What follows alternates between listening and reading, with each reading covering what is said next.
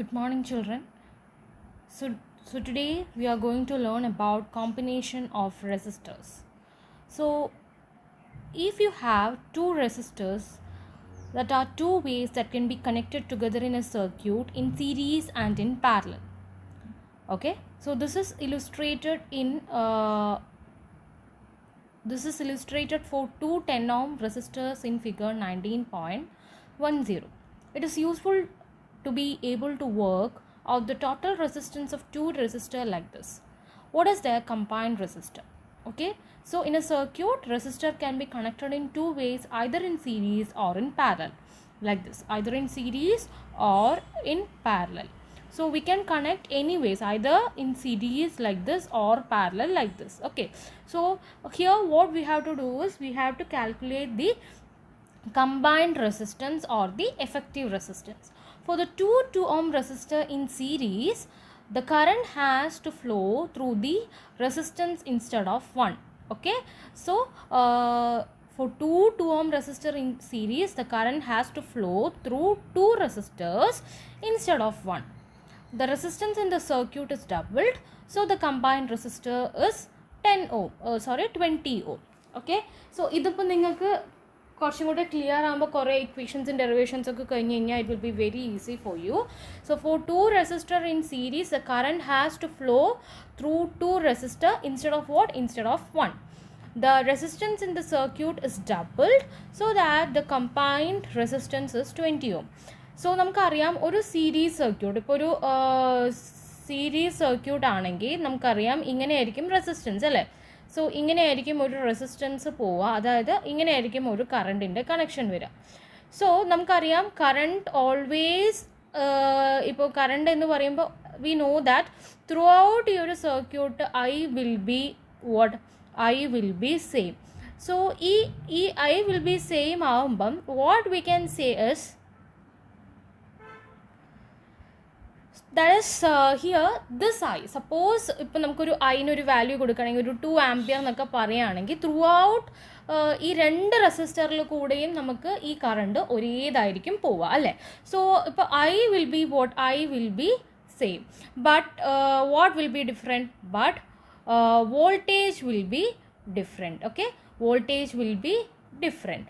So ഈ ഒരു concept നിങ്ങൾ ആലോചിക്കണം. ഒരു സീരീസ് കണക്ഷനിൽ what we can say, in a series connection current will be same അല്ലേ. Current will be same but voltage will B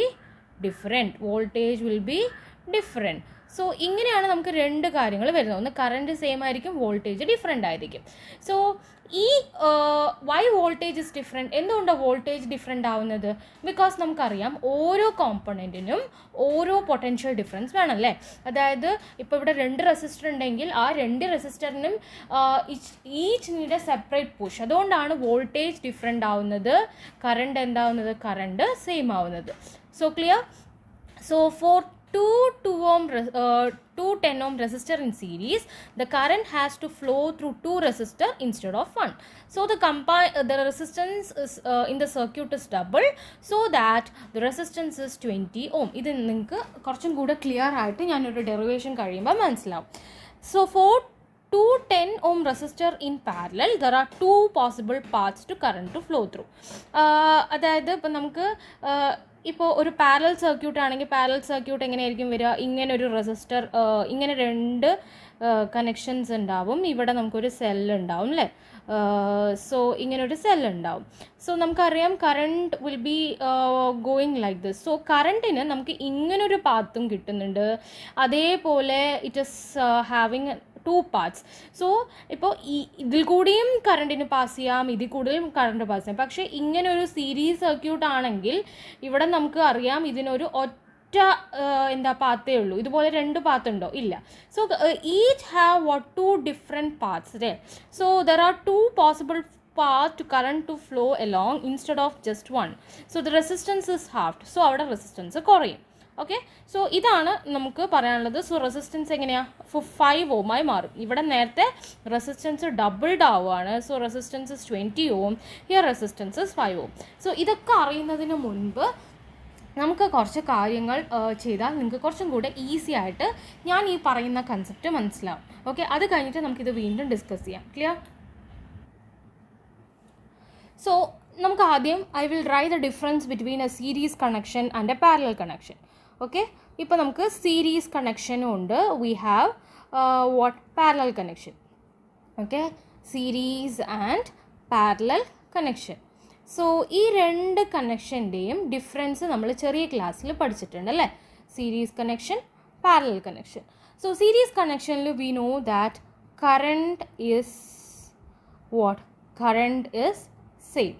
Current is same. What about parallel connection? Parallel connection il endha same? In parallel connection voltage is same. In parallel connection voltage is same.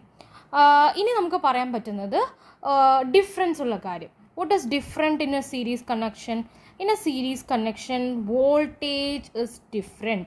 In a series connection voltage is different.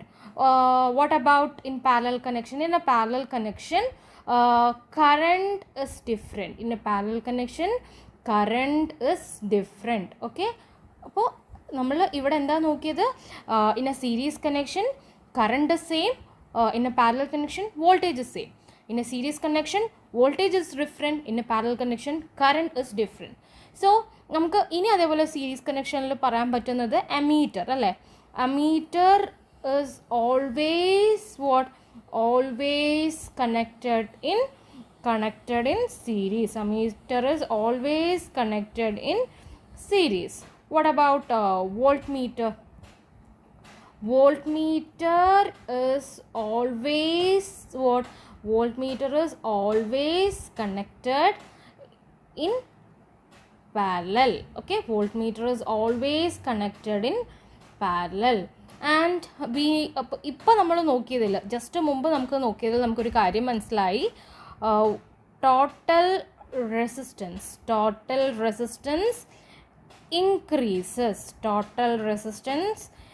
Increases here നമ്മൾ നോക്കി resistance half ആണ് അല്ലേ? So total resistance what? Decreases. So ഇത്രയും കാര്യങ്ങളാണ് നമുക്കൊരു parallel കണക്ഷനും series കണക്ഷനിലുമുള്ള main difference എന്ന് പറയുന്നത്. That is current is same, voltage will be different. In a series connection current is same, voltage will be different. Ammeter is always connected in series. Total resistance increases. In a parallel connection voltage is same, current is different, voltmeter always connected in parallel, total resistance decreases. So ഇത്രയും കാര്യങ്ങളാണ് നമുക്ക് വരുന്നത്. ഇത് നിങ്ങൾ ചെറുപ്പം മുതൽ പഠിക്കുന്ന ഒരു കാര്യമാണ്. ഇപ്പോൾ ഒരു സീരീസ് സർക്യൂട്ട് എടുക്കുകയാണെങ്കിൽ, ഇപ്പോൾ നമുക്കൊരു സീരീസ് സർക്യൂട്ട് എടുക്കുകയാണെങ്കിൽ ഇപ്പോൾ ഇങ്ങനൊരു സെല്ലോ റെസിസ്റ്ററോ എന്തെങ്കിലും എടുത്താൽ നമുക്കറിയാം ഇതിൽ കൂടെ പോകുന്ന കറണ്ട് സെയിം ആയിരിക്കും.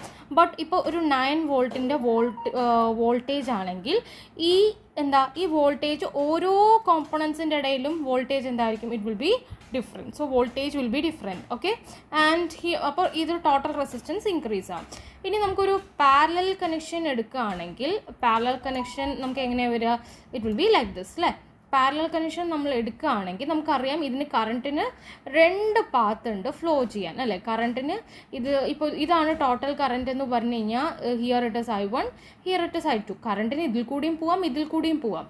അപ്പോൾ കറണ്ട് എന്തായിരിക്കും? Current will be different. ഇനിയിപ്പോൾ നമ്മളൊരു വോൾട്ടേജ് എടുക്കുകയാണെങ്കിൽ ഇതൊരു 9 വോൾട്ടിൻ്റെ ബാറ്ററിയാണ് എന്ന് കൺസിഡർ ചെയ്ത് കഴിഞ്ഞാൽ ഇതേ പുഷ് തന്നെയാണ് ഇതിൽ കൂടിയും പോവുക, ഇതേ പുഷ് തന്നെയാണ് ഇതിൽ കൂടെ പോവുക. ഇതിൽ കൂടിയും 9 വോൾട്ട് തന്നെയായിരിക്കും, ഇതിൽ കൂടിയും 9 വോൾട്ട് തന്നെയായിരിക്കും അല്ലേ? ബിക്കോസ് അത് നിങ്ങൾ ഒന്ന് ശ്രദ്ധിച്ചാൽ നിങ്ങൾക്ക് മനസ്സിലാവും. അതായത് ഈ സെല്ലിന് ഇതിലേക്കും 9 വോൾട്ട് പ്രൊവൈഡ് ചെയ്യാൻ പറ്റും, ഇതിലും 9 വോൾട്ട് ചെയ്യാൻ പറ്റും. ഇനിയിപ്പോൾ നമുക്ക് ഡിഫറൻസ് വരെ എന്താ? ഇപ്പോൾ ഈ ഒരു സർക്യൂട്ടിൽ ഇതിൽ 2 റെസിസ്റ്റർ വരികയാണെങ്കിൽ ഇവിടെ വോൾട്ടേജ് ഡിവൈഡ് ആയിപ്പോവും. പക്ഷെ ഇപ്പോൾ നമുക്ക് ഈ ഒരു സിംഗിൾ സർക്യൂട്ട് എടുക്കുകയാണെങ്കിൽ ഈ സർക്യൂട്ടിന് മൊത്തത്തിൽ കൊടുക്കുന്നത് എന്ത് തന്നെയാണ്? 9 വോൾട്ട് തന്നെയാണ്. ഈച്ച് കോമ്പണൻറ്റിന് എത്തുമ്പോഴാണ് അവിടെ എന്ത് സംഭവിക്കുന്നത്? ഡിഫറൻസ് വരുന്നത്. മനസ്സിലാവുണ്ടോ? സോ ഈ ഒരു സർക്യൂട്ടിന് 9 വോൾട്ട് കിട്ടും, ഈ ഒരു സർക്യൂട്ടിന് 9 വോൾട്ട് കിട്ടും. ഇതിൻ്റെ ഇടയിൽ വല്ല കോമ്പണൻസ് വന്നു കഴിഞ്ഞാൽ കഴിഞ്ഞാൽ അവിടെ നമുക്കിതിപ്പോൾ ഒരു ബൾബ് വെച്ച് കഴിഞ്ഞാൽ ഈ 9 വോൾട്ട് ഈ റെസിസ്റ്ററിനും ബൾബിനും കൂടെ ആയിട്ട് ഡിവൈഡ് ആയിപ്പോവും. അതേപോലെ ഈ 9 വോൾട്ട് ഇവിടെ രണ്ടിനും കൂടെ ഡിവൈഡ് ചെയ്യും. പക്ഷേ ഈ ജംഗ്ഷനിൽ എത്തുമ്പോൾ ഇതിനും 9 വോൾട്ട് കിട്ടുന്നുണ്ട്, ഈ ഒരു പെർട്ടിക്കുലർ പോയിന്റിന് നമുക്ക് 9 വോൾട്ട് കിട്ടുന്നുണ്ട്. മനസ്സിലാവുണ്ടോ? ഓക്കെ. സോ അപ്പോൾ നിങ്ങൾക്ക് വോൾട്ടേജ് സെയിം. വോൾട്ടേജ് എന്തുകൊണ്ടാണ് സെയിം എന്ന് പറയാൻ കാരണം ഈ ഒരു 2 പാരലൽ സർക്യൂട്ടിനുണ്ടെങ്കിൽ നമ്മളിപ്പോൾ ഇപ്പോൾ 3 ഓമിൻ്റെ തന്നെ ഈക്വൽ റെസിസ്റ്ററാണ് എല്ലാ പാരലൽ സർക്യൂട്ടിലും വെക്കുന്നതെന്ന് വെച്ച് കഴിഞ്ഞാൽ, സോ ഈക്വൽ ഒരേ കോമ്പണൻ്റ് ആയതുകൊണ്ട് എന്തായിരിക്കും, ഈക്വൽ ആയിട്ടായിരിക്കും വോൾട്ടേജ് ഡിസ്ട്രിബ്യൂഷൻ വരിക. ഇതിനും അപ്പോൾ 9 വോൾട്ട് കിട്ടും, ഇതിനും 9 വോൾട്ട് കിട്ടും. ത്രൂ ഔട്ട് നമുക്ക് ഈക്വൽ ആയിട്ടായിരിക്കും വരിക. ക്ലിയർ? സോ നമ്മൾ അടുത്തത് നോക്കാൻ പോകുന്നത് resistance in a series circuit.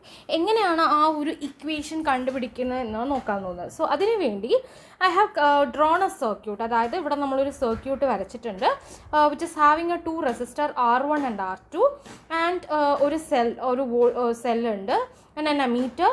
നമുക്കറിയാം ഈ ഒരു കോമ്പണൻറ്റിൻ്റെ അക്രോസ് ഉള്ള വോൾട്ടേജ് കണ്ടുപിടിക്കണമെങ്കിൽ ഈ ഒരു വോൾട്ടേജ് യൂസ് ചെയ്യാം. ഈ ഒരു കോമ്പണൻറ്റിന് ഇതിന് ഒരു അക്രോസ് ഉള്ള വോൾട്ടേജ് കണ്ടുപിടിക്കണമെങ്കിൽ ഇവിടുത്തെ വോൾട്ട് മീറ്റർ യൂസ് ചെയ്യാം. സോ ഇപ്പോൾ നമുക്ക് എപ്പോഴും ഒരു കോമ്പണൻറ്റിനാണെങ്കിൽ അതിൻ്റെ രണ്ടിൻ്റെയും എൻസിൻ്റെ ഇടയിൽ വേണം നമ്മൾ വോൾട്ട് മീറ്റർ യൂസ് ചെയ്യാൻ. ആൻഡ് ഈ ഒരു സെല്ലാണ് ഈ ഒരു ടോട്ടൽ സർക്യൂട്ടിലോട്ട് എന്ത് പ്രൊവൈഡ് ചെയ്യുന്നത്, ദാറ്റ് ഈസ് ഈ ഒരു സെല്ലാണ് ടോട്ടൽ സർക്യൂട്ടിലുള്ള വോൾട്ടേജ് പ്രൊവൈഡ് ചെയ്യുന്നത്. സോ നമുക്കറിയാം ഒരു സീരീസ് സർക്യൂട്ടിൽ എന്തൊക്കെയായിരിക്കും, കറണ്ട് വിൽ ബി സെയിം അല്ലേ, കറണ്ട് വിൽ ബി സെയിം. അതായത് ഐ സെയിം ആയിരിക്കും ത്രൂ ഔട്ട്.